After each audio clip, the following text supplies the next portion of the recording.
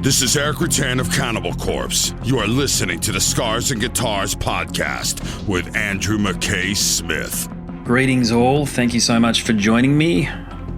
This episode features a conversation with Adam Roach. Adam is a guitar player extraordinaire based in Melbourne. He's a podcaster. That's how we actually connected a couple of years ago now, I think it was. Time's flying, so couldn't tell you if it was 6 months ago or a bloody couple of years ago. But either way, we've known each other now for some time. He was very kind and invited me onto his show, which is called Become a Guitarist Today. Again, some time ago. And I thought it was time to extend the invitation and bring him onto Scars and Guitars to get the good oil about his album. Roach and Weyden is the moniker that he's released the mission under. Now, the Weyden is the guitarist Phoenix Van Der Weyden and Arnold Krakowalka. My gosh, Arnold, if you listen to this, my apologies for butchering the pronunciation of your surname, as I'm sure I've done. Arnold looked after the drum production. There you go. Now, this album's a bit of an all-star affair because it does feature Miss Jennifer Batten, who performed guitar in Michael Jackson's band in the late 80s. There's a bunch of other guests on there. We do talk all about it throughout the conversation, so I'll leave the nitty-gritty for the chat. Right now, it's time to listen to a tune. Which one have I selected? All Ain't Enough, and the reason I selected this one is because it does feature that guitarist I mentioned, Miss Jennifer Batten. Once the tune is finished, we'll cut to the conversation. Let's go.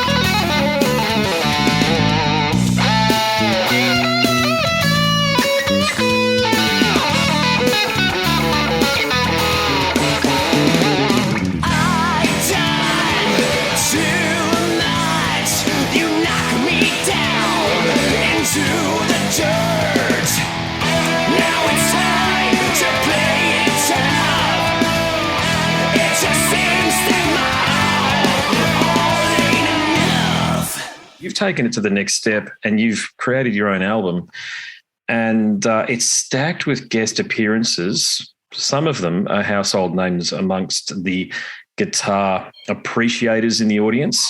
And the album is called The Mission. Love the title. You've released it under the Roach and Weyden moniker. It's one of those classic albums. Brings me back to my youth. You walk into a guitar shop and you hear an album like this playing in the background, and you see the guys with the mullets behind the counter sort of talking about things. You're like, yeah, this is adding to the whole ambience, if you like, of the guitar shop experience.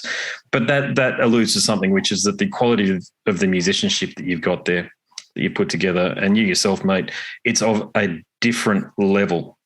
So what inspired you to put the album together?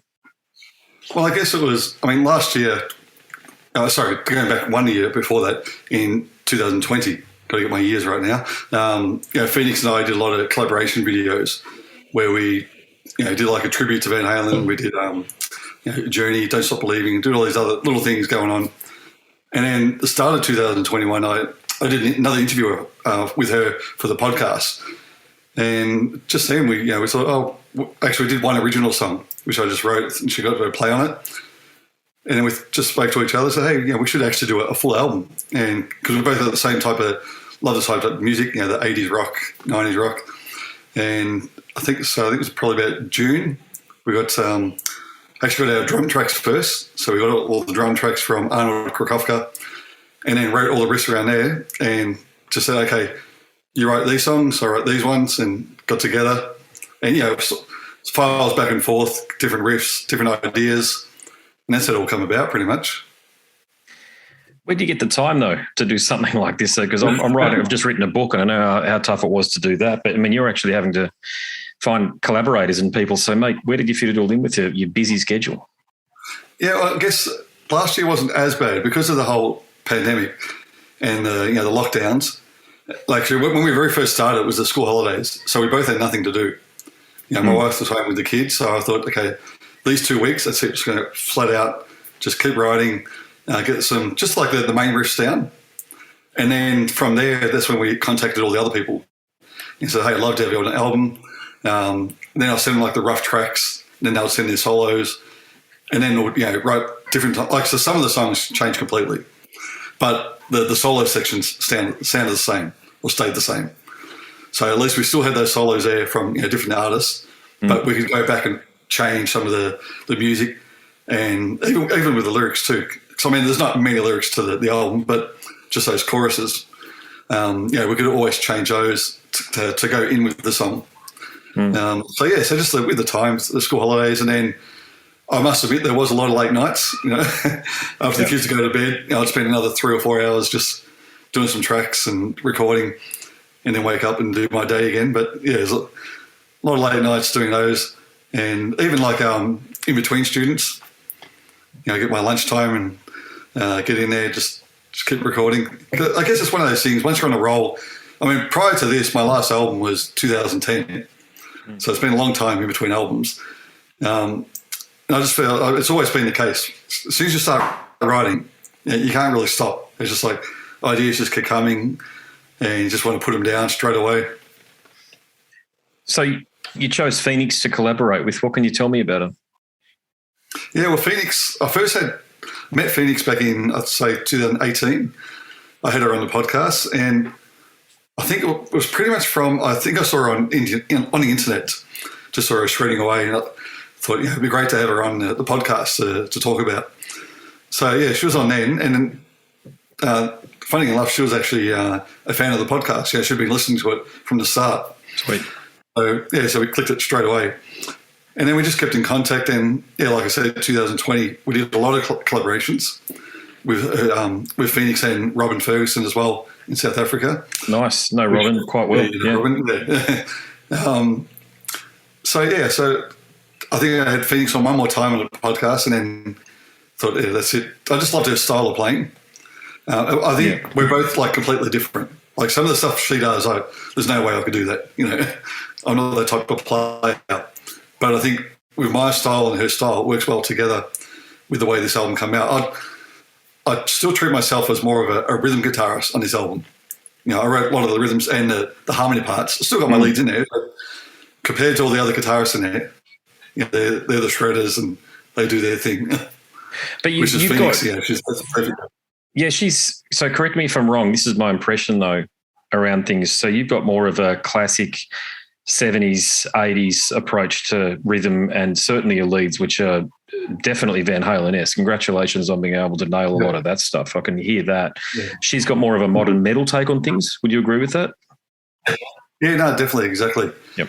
Yeah, so even like her rhythms, there's probably about 4 or 5 songs on this album where she wrote all the rhythms, and they're completely different to the ones I wrote. And a lot of people have actually heard that. They said, "Oh, yeah, you can tell, which ones she's wrote and which ones I've wrote." Yeah, I've had a good few listens to it, and that started to emerge and become apparent. It was certainly became apparent your different soloing techniques when it was just isolated between yourselves. I know you got other guests on there. Let's talk about another one. Well, one of those guests that you've got on there, amongst many, but Jennifer Batten, who's tour de force with Michael Jackson, was on stage. Was it through Bad or was it Thriller? I think it was Bad or Dangerous. Is it Dangerous? Dangerous, was it? Yeah. So she was Michael Jackson's guitarist, for people who don't know, but can shred. Fantastic player. How did you meet her? Funny enough, through the podcast. Nice. So I think she was probably on episode, it was right near the start of 2017. It was back in the day when I was just reaching out to everyone, just emailing them and say, "Hey, I'd love to have you on the podcast." I think it was actually through my very first guest, which was Bill Levity from Firehouse. He might have put me in contact with Jennifer. And, so she's actually been on the podcast a few times, probably about 4 times, I'll say. Nice. And then she was one of the collaborators in one of the videos I did, Don't Stop Believing. She did solo on that. And, I've been part of her Guitar Cloud Symposiums, which is held, it's like a guitar online course. Yeah. And so I just reached out to her, and she actually come back with all these different tracks. Like the main solo track, and she had another track with just like a little type of guitar effects, and then another one like another funky little rhythm over the top, which is like lightly in the background, but you can still hear it. So that was amazing to have her do that. And I was just expecting this one little shred solo, but she come back and you can tell she spent a lot of time on it. How does one approach one of the great guitarists of the modern era and say, "Hey, can you guest on my album?" Like, do you just send her an email and say, "Hey, I've got this project. Would you mind contributing something?" Is that how it works? Yeah, pretty much. That was it. Just send an email. Like I said, just through all the other contacts I've had with her. Like since the first interview, I've stayed in contact with her over the last 5 years. Just through different things with the guitar course, the different videos. She did a shout out to my daughter when it was her birthday. She sent a video for that. So she become more like a friend, I guess. Yeah, I get it. Yeah, it's happened to me with some of the people that we interview too. You end up emailing and exchanging ideas long after the conversation is finished, and it's great when that happens, isn't it? It's sort of. I'm old enough now not to be a bit of a fanboy. I've only done it once, I think, which was with Doug Wimbish from Living Colour, being a bassist. I mean, I think anybody out there could forgive me for that one there. But, you just end up thinking, wow, I know these people. And in your case, you've got a creative voice through the guitar. You got this project, and it's like, hey, I'm writing this bit. Wouldn't Jennifer be great on this bit here? Yeah. That sort of thing. Exactly. Yeah, it's just all the people, they might be world famous, but they're just people that are a part of your orbit now.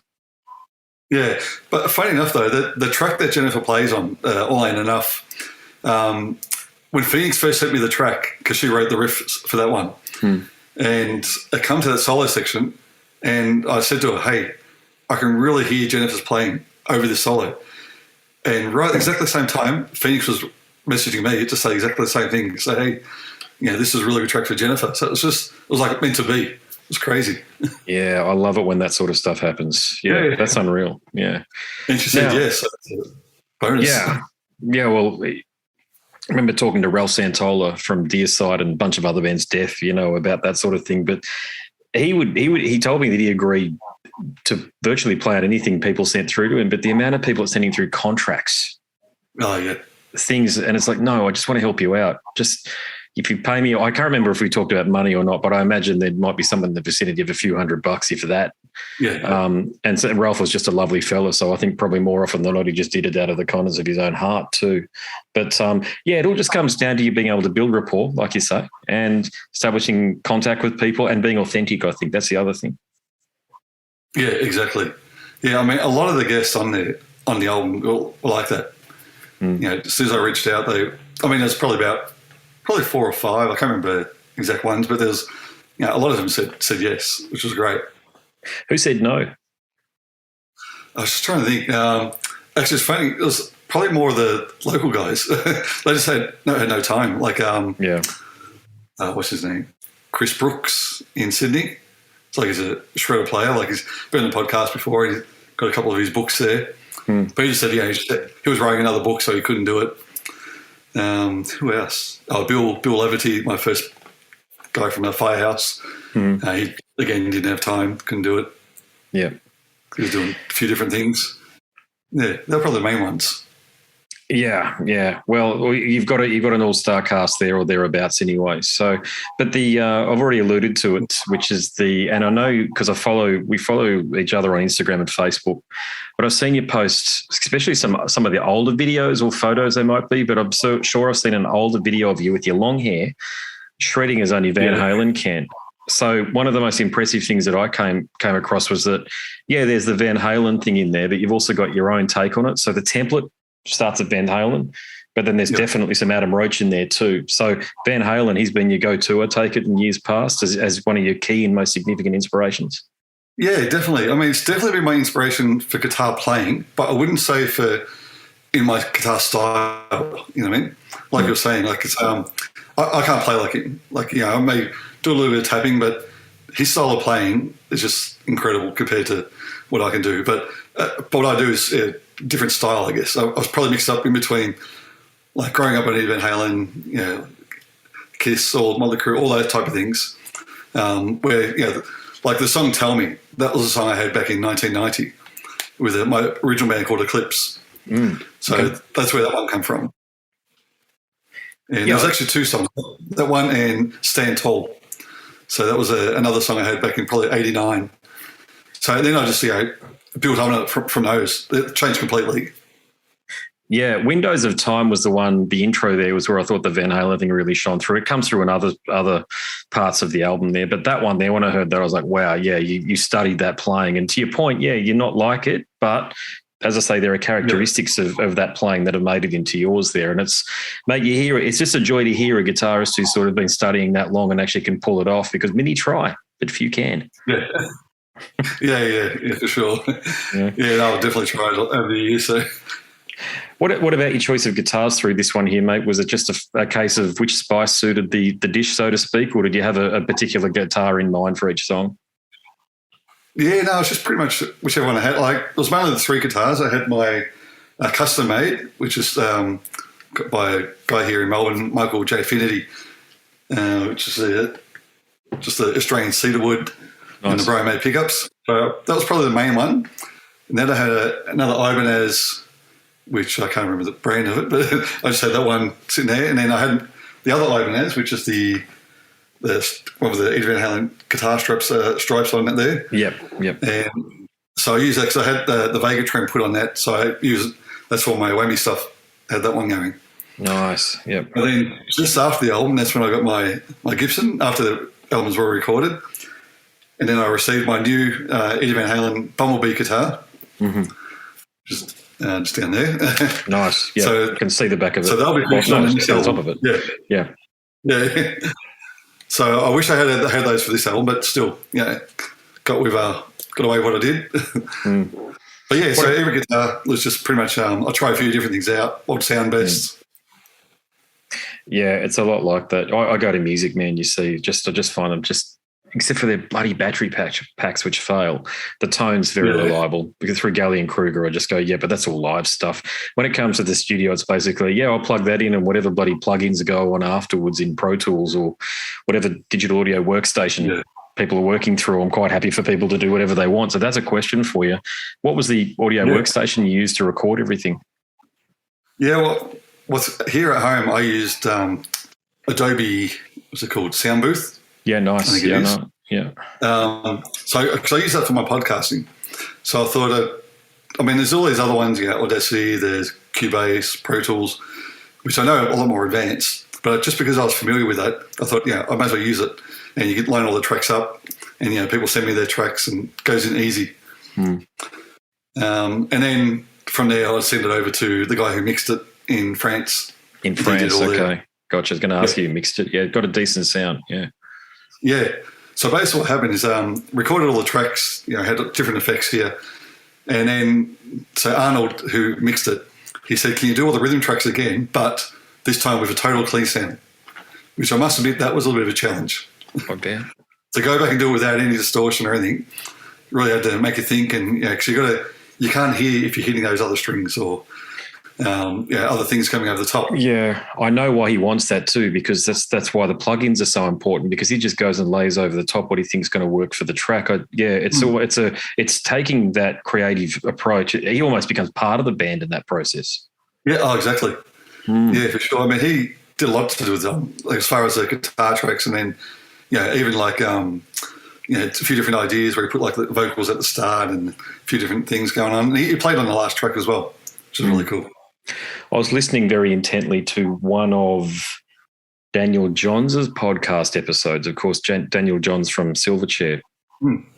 Be frank with you, I think he's enormously talented. Never rated him as a songwriter particularly, or the band as a great band, to be honest with you. They were just part of a zeitgeist at the time, and they exploded and bubbled up and then went sort of who knows where in Daniel's weird creative muse that he's got these days. But Kevin Caveman Shirley talked about how he helped the group.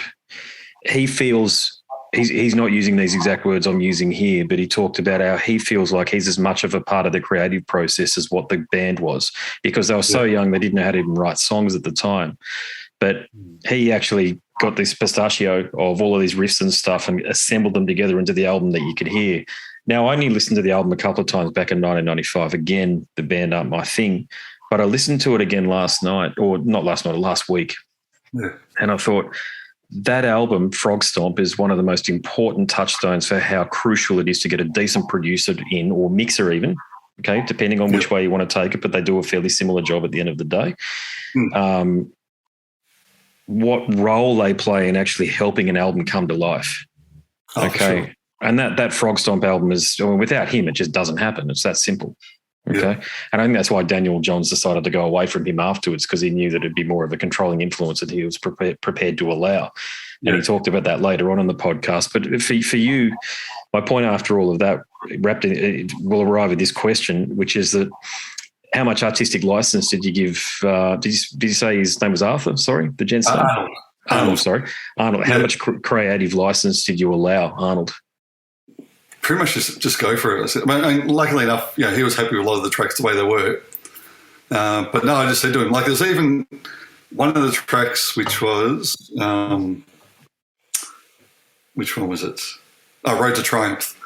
So with that track there, we actually had the track finished, and then I actually came up with an idea of it to do like a little blues intro to it. So all I did, I just recorded a few different guitar tracks, a few solos, a few rhythms, and just sent it to him and said, just go for it. So we come up with, and he actually put all that together, and then built up into the actual riff.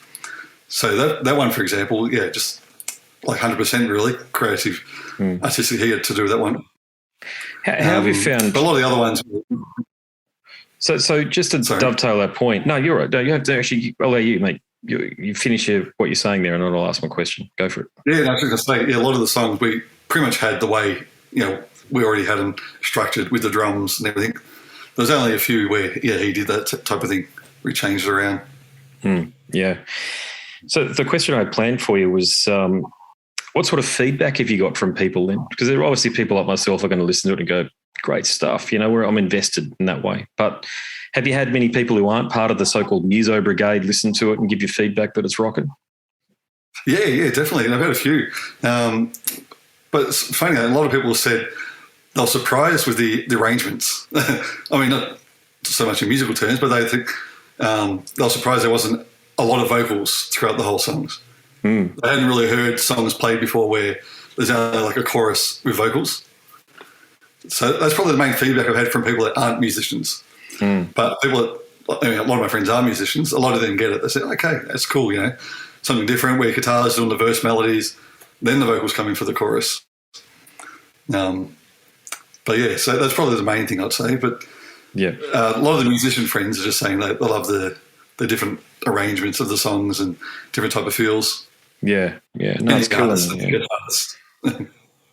Yeah, no, it's fantastic. And how did you find promoting it via social media in terms of the results? Because I know you were doing some promotion there because I saw it. Yeah, but it has been a little bit tricky, I'd say, because it's like there's a lot of things out there. And, I mean, we released the album through DistroKid. Yep. And they're the ones they put it all the different platforms. So you really rely on them to get it out. And they're always coming up with new ideas, which is great. Like they've got those little videos where you samples your song and they've got different characters doing the intros and everything. But as far as our own promotion, we're still really getting into that at the moment. We haven't done a lot just because it pretty much finished at December 14th. The album was finished and out there. So it's been a month and a half, nearly 2 months. So we've still got a lot to do on that side of it. It's a challenge. It's a massive challenge, mate. It's. I've got to say, from what I can see, success is almost driven by gaming the system, gaming the algorithms, buying likes through Fairmoid, this sort of thing, and trying to pump up the product to be bigger than actually what it is, and then attract the attention of people who otherwise wouldn't be looking. But it's an authentic way of doing it because you're trying to aim it at the people that would typically buy a Malmsteen or a Steve Vai album, this sort of thing, and you're trying to target them on Instagram and on Facebook, but it just costs so much money to do as well. And it does. But I mean, what other avenue? They're utilities, mate. No matter what they say, they're the Telstra and Optus of the modern era, meaning that if you don't have your stuff on social media, nobody sees it. Very few people see it. Your friends and family might. Yeah, I think the biggest challenge too has been trying to get people to actually buy the physical CD. Like, we've had a lot of people just say, hey, I love to stream it on Spotify or Apple Music, whatever. But the CDs, we got made up, I think it was 200-300 or so. Yeah. But no one has wanted to buy CDs and no one's got CD players. That's interesting. You actually went down that route. So actually you pressed up 200 to 300 CDs and in in anticipation that people who listen to this sort of music would prefer to buy the physical copy. Is that what the thinking was?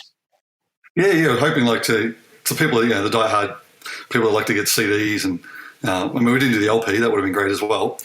Just to try and get out there and try and recoup a bit of the cost involved for the album. Because, you don't make any money from the streaming platforms. Like, I think we got $4 for 1,000 streams.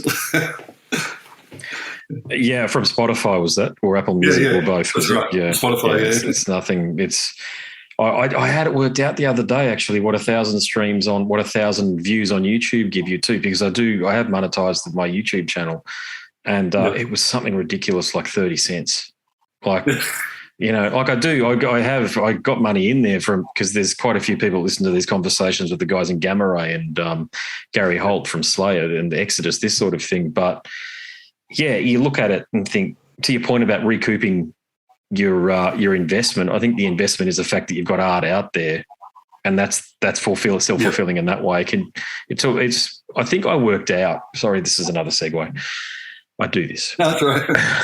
I think I worked out something like with all of the money that I'd spent on musical equipment over the years, I'd have to be gigging twice a week right up until I was about 75 or something like that. Like every weekend up to that point, just to break even on the amount of money I spent on PA, basses, guitars, the whole thing. It's 50 or 60 grand or whatever it was that I worked out that I'd spent so far. I'd sold some of it and, you said you buy it for full price and you sell it for half. That's how it tends to work. And so taking that into consideration, I'd still have to be playing up until I was like 70 or something like that, getting paid at least just that bare minimum sort of $150, $200 for playing each night. It's never a venture that we get into anticipating that there's ever going to be a pot of gold at the end of the rainbow. Yeah, exactly. I mean, it shows the difference though. Like I was saying, my last album I did was 2010, And back then it was all, made up CDs and pretty much sold out of those ones. It was great. But now, and even having all these artists on there, we hardly get any sales. I mean, a lot of people just streaming it. Yeah, look, I've got my book coming out on the 20th of February, and I haven't even looked into the physical and the print copy yet, even though I've had people message me saying, I want that one. I'm like, look, I know what it costs for me to do it right now, and it doesn't cost that much at all outside of the time that I've put into it. I've gone through draft to digital, and they've got it in all of the major retail shop fronts like Amazon and Angus and Robertson and all of that sort of stuff, Barnes and Noble, same thing. But yeah, making that leap and then putting a physical copy of the book out, I think I'd only press up about 20 at major cost to me, and I probably would just send them out to anybody that wanted them, to be honest with you, because, I mean, I'd get back, even if I billed them $20 per book, for the cost of printing, I'd probably only get back about a third of what it is that I'd invested. And at that point, I'd probably just go, take it. Yeah, that's right. I'm being nice. I'm being nice. Just take it. I'll see. I haven't. If anybody out there listening to the podcast is expecting to get a free book, don't. I'll just see how things go yet. So, I mean, the hard thing now these days is the freight as well. Like, we've had a lot of people playing it from America and Germany, and the freight was like more than it is to do the album. It was like, to Germany, I think it was like $25 to send the album, where the album was $25. Yeah, I've seen a few indie producers, meaning like I think the guy from Pull the Plug Patches was having a rant on, the pins and patches that all the metal fans like to buy, was having a rant about people offshore, because they're based in Australia, based in Newcastle, I think, complaining about the cost of shipping or how fast shipping was. And I'm thinking, God, in 2022, it gets to you whenever it gets to you. I've had to wait for, my record is 3 months for something to be sent from the Netherlands. Okay, it just took that long. Yeah, there must have been a problem though, but still, it took that long for it to come out. Or Czech Republic, it was. There must have been an issue, but look, it gets to you eventually. It just takes bloody ages. Yeah, well, Phoenix, the person I wrote the songs with, she's still waiting on the CDs. I sent them out start of December. That's case in point. There you go. Yeah, that's right. Yeah, she's in Brazil. Oh, Brazil's got a notorious transit system and postal delivery system, though, hasn't it? Yeah. The Philippines too. My wife's family are over there, and you've got to know who to go to get stuff sent to you. Otherwise, it gets into the wrong hands, meaning the government officials get a hold of it and hold on to it and want that they tax it. We've had that happen to a couple of things there in the Philippines. So, you've got to know sort of which delivery service to go through to sort of bypass those. It's effectively fraud. It's corruption, but what can you do? Yeah, that's it. Exactly. The world over. But, look, we've talked about the podcast a little bit. That's how you and I connected, because we're both podcasters, obviously. You very kindly invited me onto your show. It was a year and a half ago or thereabouts. I think it feels like yesterday, of course. But let's just talk about your podcast. Can you give people listening a bit of an overview as to what the name of your podcast is and what the theme of your podcast is all about? Yeah, so it's called Become a Guitarist Today podcast, and it's actually changed over the years. So when I very first started back in 2017, it was more to do a lot with guitars and, interview different people about different techniques and get a couple of, a few views on what they think, how to practice and things like that.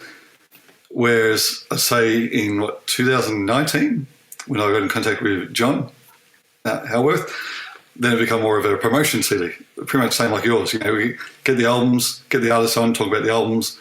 And I mean, I'd like to throw in a few guitar questions, but for myself, I'm not really a guitar gear type guy as much. Probably more their influences and building up to what happened on their album rather than what's involved in the recording process.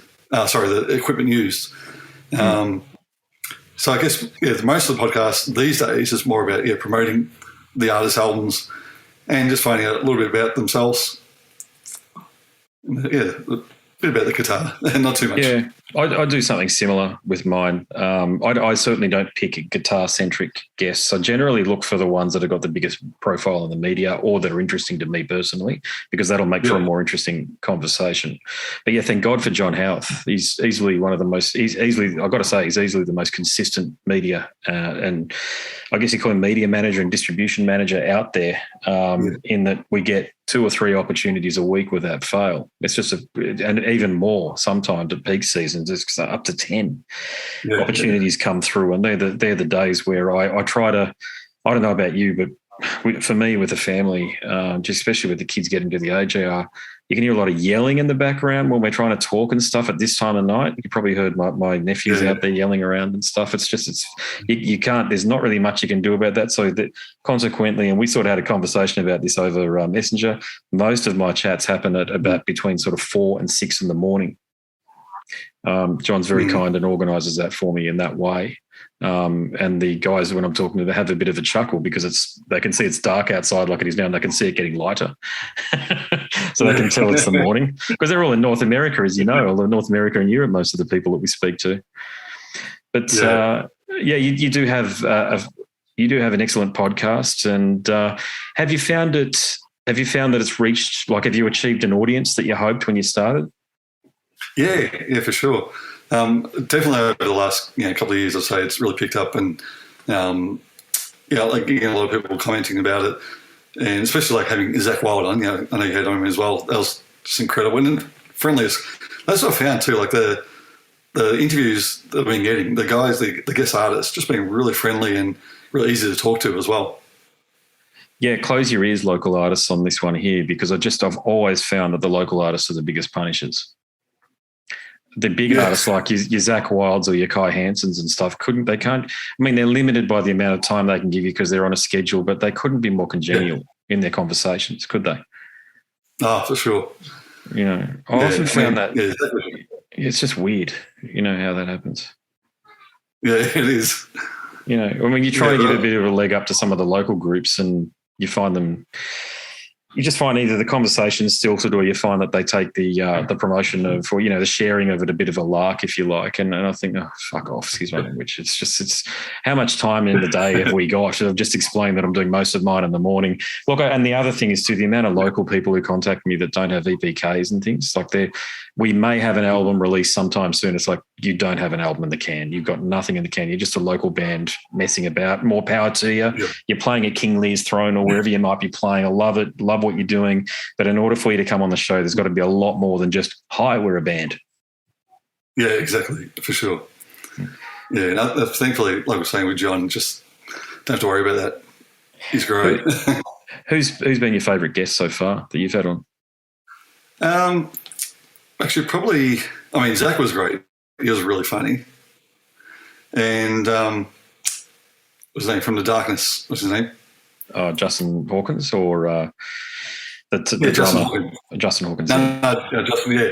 He was really friendly too. Just like, as soon as I met him, straight away in the podcast, just like known him for ages, just a really friendly guy. Yeah, I every time the Darkness come up, I take the opportunity to chat to Roger Taylor's son, because he's the drummer in the band. Oh, yeah.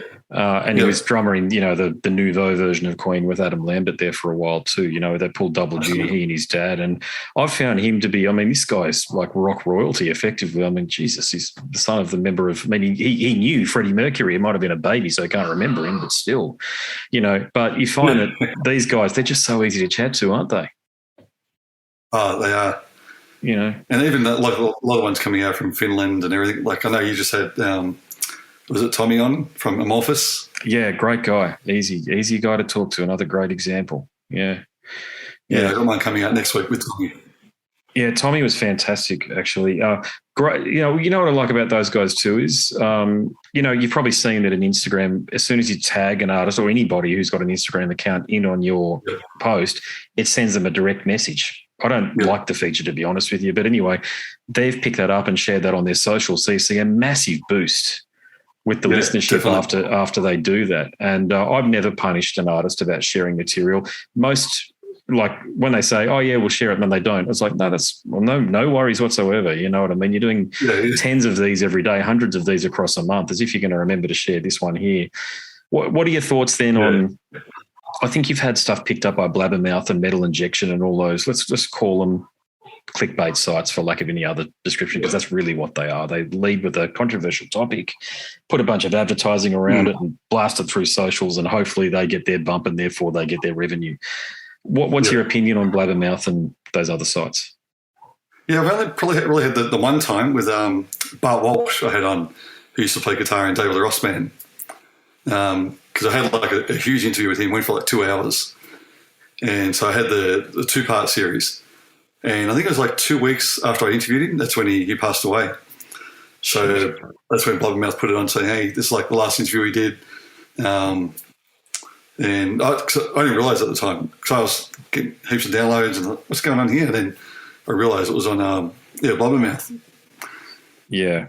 Yeah, that was it. So I think that's the only time it's been on that one. Mine goes in waves. I tend to find Blabbermouth will pick up about 15 episodes in a row, provided they're of an artist of a certain stature, Gary Holt and Zetro Souza from Exodus, this sort of thing.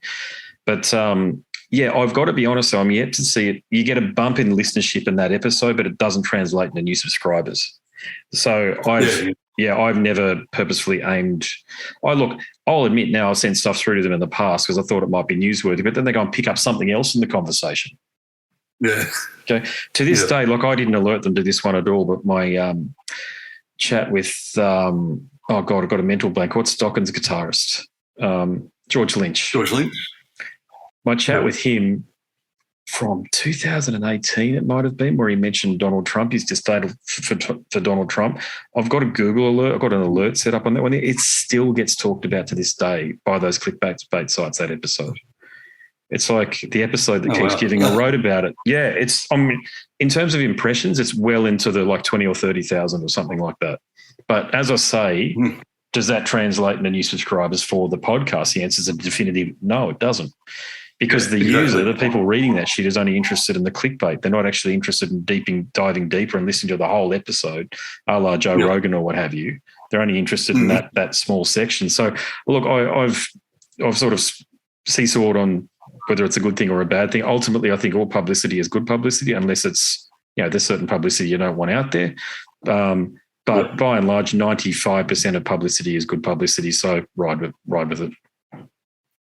Yeah, definitely. Well, I had an interview yesterday with an author called Steve Rosen. His name is, or Stephen Rossen. And he's actually bringing out a book, I think, in a few weeks' time. And he lived with Eddie Van Halen. Oh, sorry, not lived with him. He interviewed him from 1977 for about 26 years.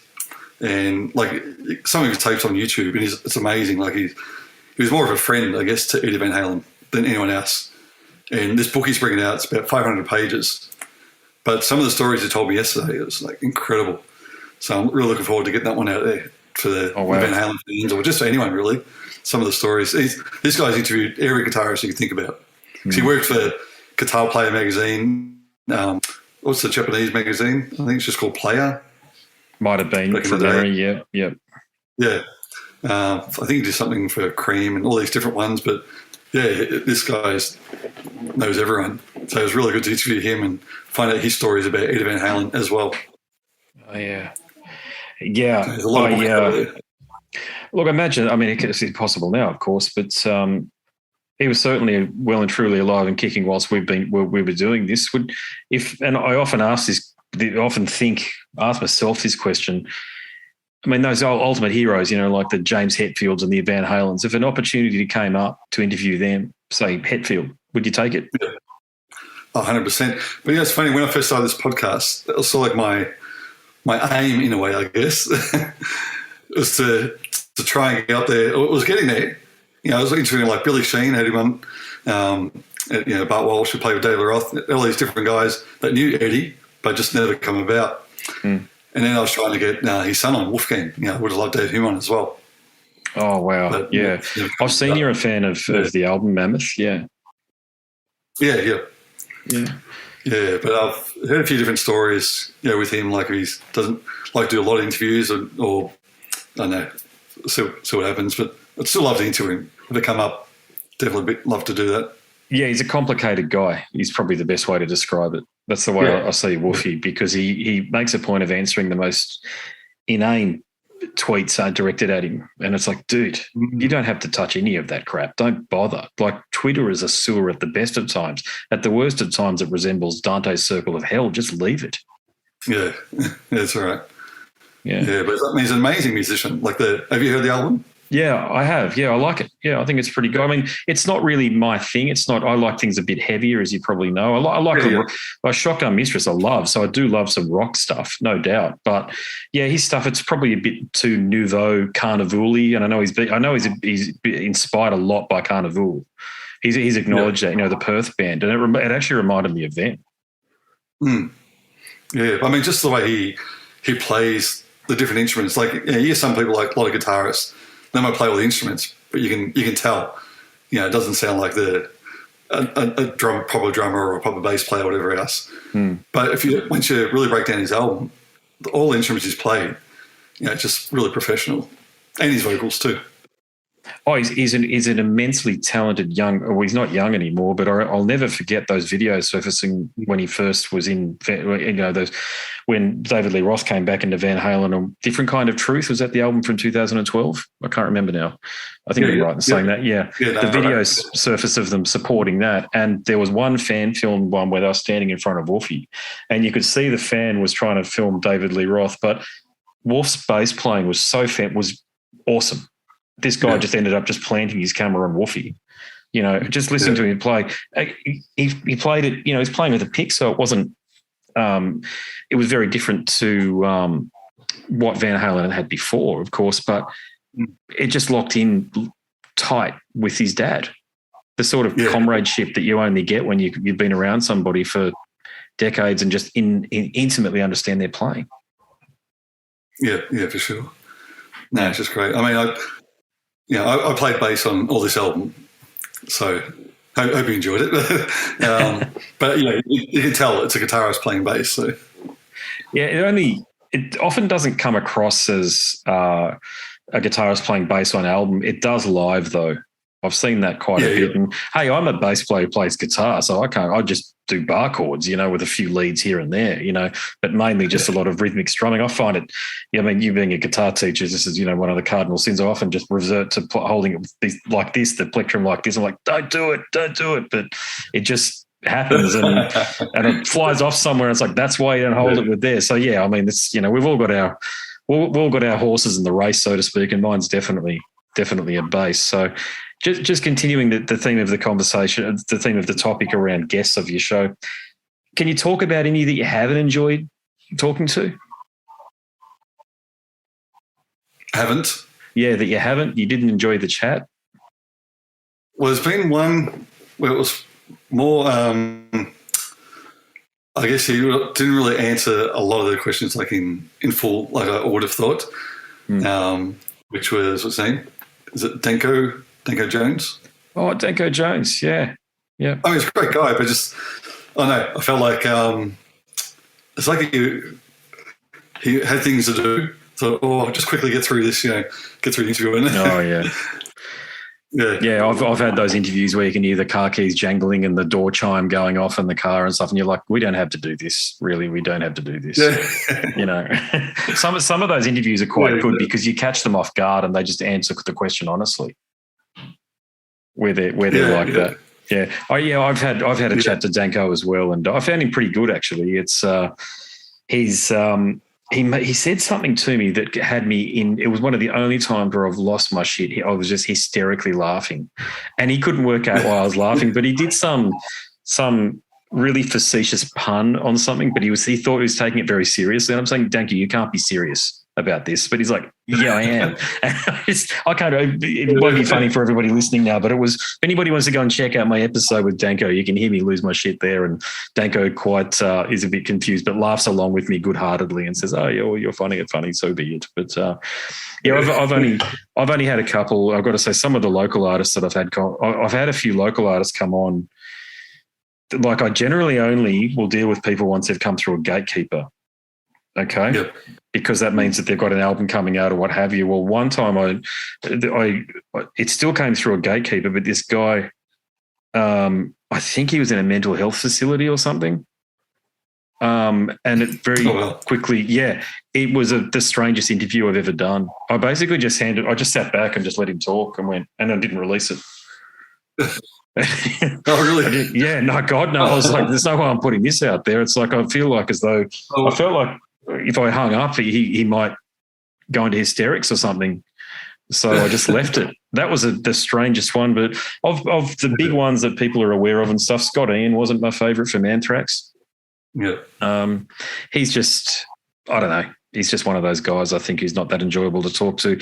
His bassist, Frank Bello in Anthrax, lovely guy, completely different. Probably my all-time least favourite interview was Rex from Pantera. Oh, really? Oh, yeah, by far. Yeah, I thought that interview was going to end within the first 10 seconds. That's how quickly. Because I literally opened it up. I said, mate, I play bass, Pantera, great band. You're playing, it's been so influential. And he goes, I'm not going to put in his accent, but he says, if this is going to be another damn heavy metal interview, I'm not going to do it. I'm like, okay then, rightio. Yeah, he's just bitter, I think. And again, Phil, having had a chat to Phil Anselmo, completely opposite. Gracious with his time, will answer your questions. You don't go there on the Dime thing because you're not silly enough to do that with him. It's all out there. This was just after the Dime Bash thing too, where he got accused of racism or what have you when I spoke to him. And but he couldn't have been a more congenial fella, I've got to say. And even it was weird getting a message from him afterwards. Yeah, because he wanted to know about rugby league. So I sent him through some clips on rugby league, and he messaged me back afterwards. So we did have an exchange. That was pretty bloody surreal, I've got to say, having an exchange like that with Phil Anselmo, after the fact. But most to your point, especially the younger European bands that are coming through, they're fantastic. Nora from Battle Beast, all these European bands, sort of the death metal bands, are the stuff that the music that they're creating is fantastic. In interviews, they're articulate. They will answer your question directly. They'll even put a bit more on top, and then they'll sometimes switch it around and try to get to know you a little bit. Yeah, which I think that's sort of fun. Yeah, exactly. What you're just saying there, that's exactly right. Especially I found out with a lot of the European ones, they do that. They actually ask you questions about yourself and, hey, so what have you been doing? And it's not just all about the album or what you tend to be into them for. They like to have a bit of a chat as well, which is really cool. Yeah. There's the whole section in my conversation with Sharon Den Adele from Within Temptation, who are a huge band. I'll admit I certainly knew of the band before the opportunity to chat to her came up, but when you go and see, they've God knows how many Facebook followers, in the tens of millions anyway, that level. And again, hundreds of millions of views on YouTube. They did the what song did they do? Oh, my gosh. I'm not having a good night tonight in terms of remembering things at the moment. This is why I do podcasts in the morning. But anyway, they did a huge David Guetta song. They turned a David Guetta song that Sia also sang on into a metal song, but, like a dance metal sort of a track. So that's one of their claims. They're a great band unto themselves, but Sharon Den Adele, she and I are talking about our kids on the podcast. And that's happened so often with so many of the guests because we're all just people. We're connecting, because of the opportunity to talk about music. But you strip that layer back, and it's only a thin layer, that one. We're just people trying to earn money, go about our day, send our kids to school, all the rest of that stuff. Yep. Yeah, for sure. No, a lot of them are really good. Yeah. Which is great. Like I said, that's probably the only one I can think of. But besides that, they're really down to earth and easy to talk to. Yeah. Well, mate, long may you continue to, bloody oath, it is, yeah. I still haven't run out of steam with it yet. We've both been doing it since 2017. I haven't run out of steam yet. I do have more limited time these days to do it, and I am a little bit more picky in terms of who I have conversations with. That's not saying that I'm ignoring anybody, because I'm not. Yeah. But you've just got to sort of pick your target. You've got to pick your mark. If I do more than 3 a week, I find I'm just exhausted. I'm just done. Yeah, definitely. And especially now, I'm a few behind. I've got a few other people I've interviewed. I had an artist on, Juno DeVere, which she knows Phoenix, is another guitarist in America. She's great. So I got her. I got the Tommy one from Amorphous, the guy from the book that I wrote, the Van Halen book. So I've got about probably 4 or 5 there. I need to try and get out there real soon. Oh, good luck to you, mate. Yeah. Well, mate, look, it's been great to chat. I'll wrap things up. But before I do, can you please direct everybody where to go if they want to stream or, more importantly, buy your CD? And can you tell us the name of it? I know the album's called The Mission, but can you give us all of the titles and where we need to go? Yeah. So basically, if you want to get the CD, it's just on our Facebook page, which is just Roach and Weyden. And so it's on all the Spotify, Apple Music, and we've got on Bandcamp as well. So again, if you type in Roach and Weyden on Bandcamp, you can actually buy a CD if you want to buy it. And then we've got the YouTube channel as well, which is under my name, Adam Roach. And we've got a few film clips on there. And I've always got the links in my podcast as well, which has Become a Guitarist Today. There you go. You heard the man. Do check out his podcast. I listen to it quite a bit. I'm very much looking forward to the conversation there with I'm going to call him the Van Halen biographer effectively. If he's had that many conversations with him, that's basically what he is. Yeah. I'm going to check that one out. But I've always enjoyed your style from the perspective that you're a musician and you're a guitarist. And as far as, I'm a musician too, as we've spoken about. I do believe it gives us the edge when talking to musicians, because I've heard the other podcasts where they're not musicians and talking, and they tend to veer off into they don't have as much of a command as asking the nitty-gritty questions about the recording process and why things evolve as what they do. Yeah, well, I guess that's the other thing, sorry, I forgot to mention before, is the other thing I do like to do when I get a new album from one of the guys that we're interviewing is I actually like to jam to the album as well, which I pick up on the podcast as well, where I might figure out a few parts and then I can ask them about that. And I find a lot of those guys are really happy with it as well. Like, oh, wow, you did listen to the album or even jam with it, which is really good. Yeah. Final point I'll make then is talking to Bill Steer from Carcass. And I picked up that there were some hand claps. This is a gore grind band and they had hand claps in one of the choruses. And he said, hey, you picked that up. And he explained that a few people had picked it up and they'd given them a lot of shit for it, saying a gore grind band should never have that. And I'm thinking, this is Carcass. That's exactly in their lane. That's what they do. They have all these sort of Easter eggs like that in their music. But really good. Yeah, but look, fantastic to chat, brother. Please keep doing what you're doing. I enjoy your podcast and what you've done here with your album. You should be justifiably proud of the work that you've put into it, because it is quite a collection of tunes out there. It's not just for the guitar appreciator. If you just love guitar-driven melodies, well thought out melodies at that, with some killer lead breaks, as we've spoken about. Jennifer Batten is a guest amongst many other notable musicians. Definitely check it out. Thanks again, mate. Thank you very much. Thanks, Andrew. There he is, ladies and gentlemen, Adam Roach from Roach and Weyden, and also the host of the Become a Guitarist Today podcast.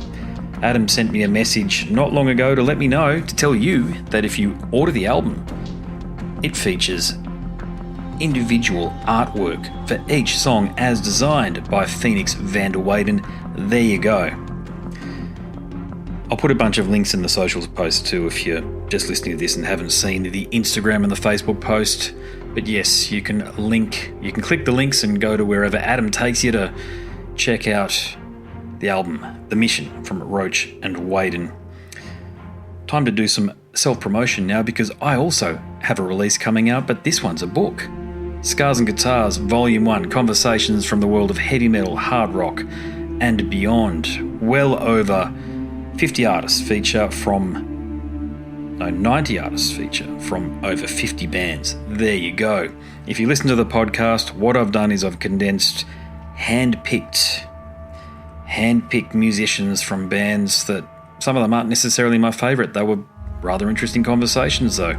And I wanted to talk about why they were interesting and some of the deep insights that were offered throughout the conversation. So there you go. There's a link in my website, scarsandguitars.com. It's in the banner, very easy to find. It'll take you to the marketplace and you can choose a vendor of your choice and download the ebook that way. After the 20th of February, that is. But you can pre-order it. Yay, pre-order. On that note, my name's Andrew Mackay-Smith and I'm the host of this show, Scars and Guitars. I truly appreciate that you have tuned in to my chat with Adam. Until next time, it is a very good bye for now.